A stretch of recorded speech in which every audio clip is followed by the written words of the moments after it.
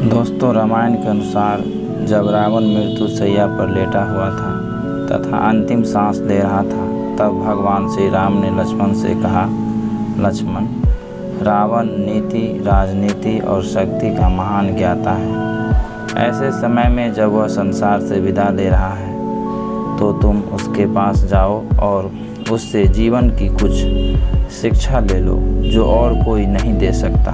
लक्ष्मण भगवान श्री राम की बात मानकर रावण के पास गए और सिर के तरफ खड़े हो गए।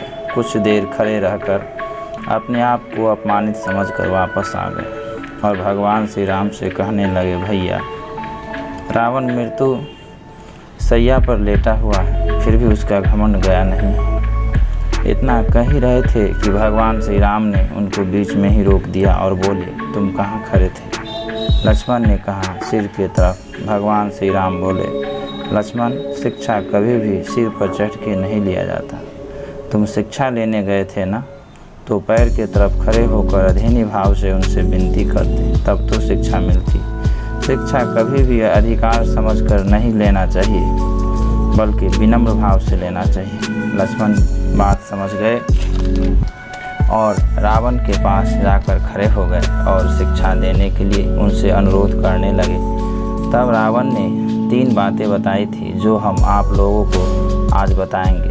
पहली बात यह, शुभस्य शीघ्रम। रावण ने लक्ष्मण को शिक्षा दी कि शुभ कार्य में कभी भी देरी नहीं करना चाहिए। जैसे ही किसी शुभ कार्य को करने का मन में विचार या चिंतन आए तो उसे उसी समय कर डालना चाहिए और अशुभ कार्य को टालते रहना चाहिए। ऐसा करने से जीवन में व्यक्ति शुभ कार्य को करने में सफल हो जाता है और अशुभ कार्य को टालते रहने से एक दिन अशुभ कार्य को काल खा जाता है और व्यक्ति अशुभ कार्य करने से बच जाता है। जैसा कि मैं प्रभु श्री राम को पहचान न सका और उनकी शरण में आने में देरी कर दी, इसी कारण मेरी यह हालत हुई है। यदि मैं पहले ही पहचान लेता तो मेरी यह गति नहीं होती। दूसरी बात उन्होंने बताई, लक्ष्मण को रावण ने दूसरी सीख वह दी कि शत्रु कभी भी छोटा नहीं होता।